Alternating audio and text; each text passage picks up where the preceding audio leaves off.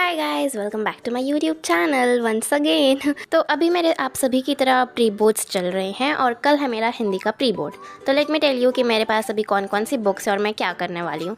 तो इधर मेरे पास एक रेफरेंस बुक थी जो अभी मैंने आपके सामने रखी, फिर मैंने अपनी 2 नोटबुक्स रखी, फिर इधर मैंने स्पर्श और संचयन की बुक रखी जो बेसिकली टेक्स्ट बुक्स हैं। ओके सो गाइस, कल है मेरा हिंदी का pre board and if I tell you guys कि अभी मैं क्या करने वाली हूँ, तो अभी मैं रिवाइज़ करने वाली हूँ अपनी नोटबुक। मतलब नोटबुक में सब कुछ मैंने इतने क्लियरली, इतने अच्छे से लिखा है ना, मतलब चैप्टर की समरी लिखी है, फिर क्वेश्चन आंसर्स लिखे हैं।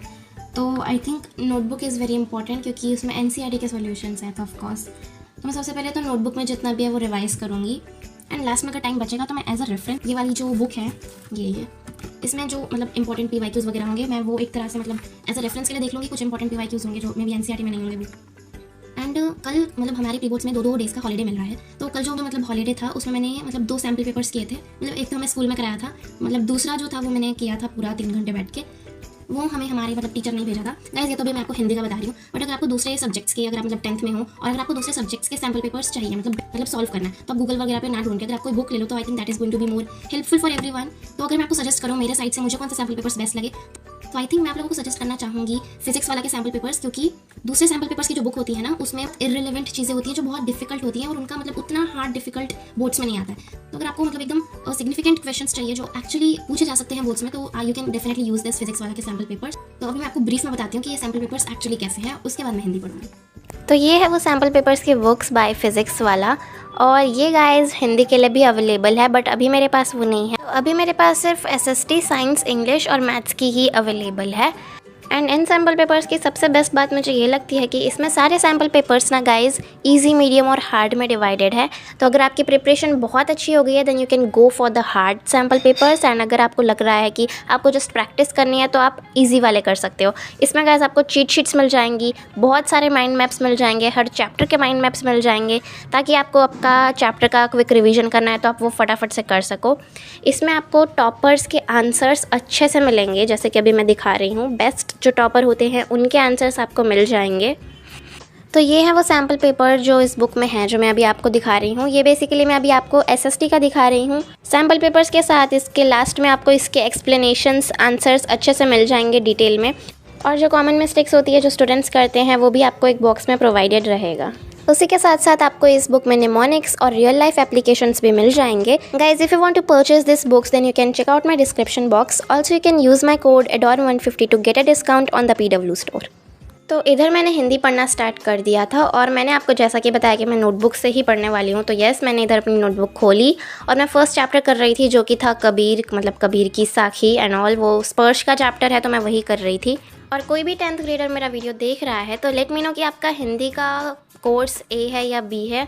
अगर मैं अपनी बात करूँ तो मेरा कोर्स तो B है, क्योंकि कोर्स B में ही स्पर्श और संचयन वाली बुक्स होती हैं। तो यस, यही है मेरी। नहीं, यस, कोर्स A में कुछ क्षितिज नाम की कोई बुक होती है, I am not sure about it, but मैंने देखा है कुछ लोगों को यूज़ करते हुए, इसलिए मैंने बोला।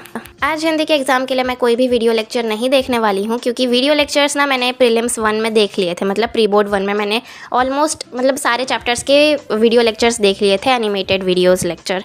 तो I am like clear with the concept, तो मुझे फिर से देखने की ज़रूरत नहीं है क्योंकि मैंने अभी अभी देखा था। इसीलिए इस प्रीलिम्स में I am focusing more on the learning part, इसीलिए मैं ज़्यादा से ज़्यादा रीड और लर्न कर रही हूँ। गाइज, हिंदी के पेपर में अगर कोई चीज़ है जो मुझे नहीं अच्छी लगती है तो वो है गाइज राइटिंग पार्ट। मतलब उसमें क्या क्या लिखना होता है, पत्र लिखो, ईमेल लिखो, लघु कथा लिखो, विज्ञापन बनाओ। मतलब मुझे बहुत आलस आता है लिखने में और कभी कभी उसकी वजह से मेरा पेपर छूट भी जाता है। आपके साथ भी ऐसा होता है क्या, बताओ? इसलिए I am going to try my best कि मैं हिंदी और इंग्लिश जैसे सब्जेक्ट्स में जिनका पेपर लेंथी होता है उसमें मैं अपनी स्पीड के लिए कुछ करूँ, मतलब राइटिंग मतलब लिख लिख के प्रैक्टिस करूँ। तो मैं सैम्पल पेपर्स दोनों के ही करने वाली हूँ।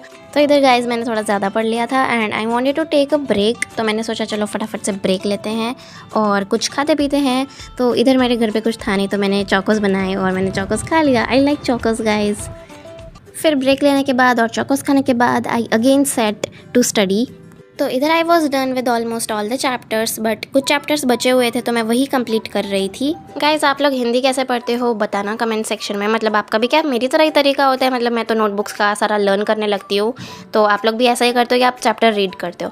चैप्टर रीड मैं एकदम मतलब टाइम बचता है ना लास्ट में तब करती हूँ, या कभी कभी कोई रेफरेंस बुक रेफरेंस के लिए देख लेती हूँ, वो मतलब डिपेंड करता है। बाकी मेन तो मेरा यही होता है कि I have to complete and learn those question answers which I have written in my notebook all by my self. गाइज, आप लोग ये मत सोचना कि मैं सिर्फ लिटरेचर ही कर रही हूँ और वही करके जाऊँगी क्या। नहीं, मैं रात को देखती हूँ, रात को मैं सारा का सारा ग्रामर और व्याकरण जो भी होगा वो मैं देख लूँगी फटाफट से, क्योंकि वो बड़ा फटाफट से हो जाता है ना। एंड लिख लिख के मैं प्रैक्टिस नहीं करती हूँ ज़्यादा, मतलब बोर्ड्स के 1-2 दिन पहले मैं लिख लिख के प्रैक्टिस कर लूँगी। बाकी स्कूल में हमें सैम्पल पेपर्स कराते हैं तो एक तरह से उसकी प्रैक्टिस हो ही जाती है लिखने की। एक्स्ट्रा मैं खुद से तो नहीं करती हूँ कुछ भी, जो स्कूल में जो देते हैं, जो स्कूल में स्टडी मटेरियल प्रोवाइड करते हैं हिंदी का, मैं सिर्फ वही यूज़ करती हूँ।